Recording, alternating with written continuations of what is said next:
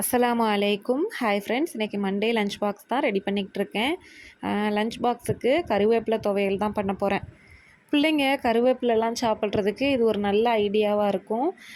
கருவேப்பிலையை அப்படியே நம்ம குழம்புல எதுலேயுமே யூஸ் பண்ணி கொடுத்தா கண்டிப்பாக சாப்பிடவே மாட்டாங்க. இந்த மாதிரி புதினா துவையல் மாதிரி அரைச்சி சாதத்தோடு கிளறி கொடுத்தா நல்லா விரும்பி சாப்பிட்ருவாங்க. அந்த மாதிரி டேஸ்ட்டாக நம்ம செய்யும்போது மிச்சம் வைக்காமல் சாப்பிட்டு வருவாங்க.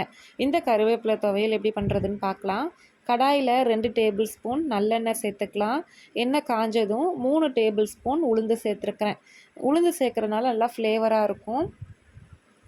கூடவே 3 காஞ்ச மிளகாய் சேர்த்து நல்லா பொன்னிறமாக வதக்கிக்கலாம். இது நல்லா வறுபட்டதும் ஒரு சின்ன நெல்லிக்காய் சைஸ் புளி சேர்த்துக்கலாம்.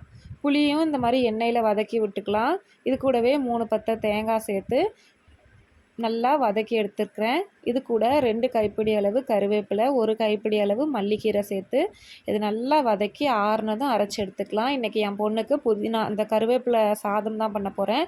அதுக்கு கடாயில் 1 டேபிள் ஸ்பூன் நல்லெண்ணெயில் கடுகு சேர்த்து பொரிஞ்சதும் நம்ம அரைச்சி வச்சுருக்க துவையல்லேருந்து 2 டேபிள் ஸ்பூன் சேர்த்து வடித்த சாதத்தை சேர்த்து மிக்ஸ் பண்ணி எடுத்துக்கலாம்.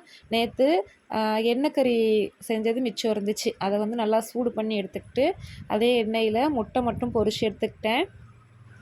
என் பையனுக்கு தயிர் சாதம் தான் வேணும்டா, அதனால் அவனுக்குமே தயிர் சாதம் ரெடி பண்ணி அது கூட கருவேப்பிலை துவையல் வச்சு கொடுத்துட்டேன். ஸ்நாக்ஸுக்கு 2 பேர்த்துக்குமே டேட்ஸு அதுக்கப்புறம் நட்ஸ் எல்லாம் வச்சு பேக் பண்ணியாச்சு.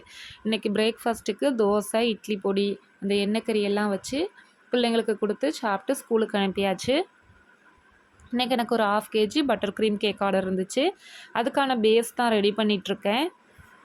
இந்த பட்டர் க்ரீம் கேக் ஒரு சிம்பிள் டிசைன் போட்டு ஐசிங் பண்ணி முடிச்சாச்சு. இதோட டிசைன் எப்படி இருந்துச்சுன்னு கமெண்ட்டில் சொல்லுங்கள். அவ்வளோதான் ஃப்ரெண்ட்ஸ், இந்த வீடியோ பிடிச்சிருந்துச்சுன்னா நம்ம சேனலை சப்ஸ்கிரைப் பண்ணிக்கோங்க. தேங்க்ஸ் ஃபார் வாட்சிங்.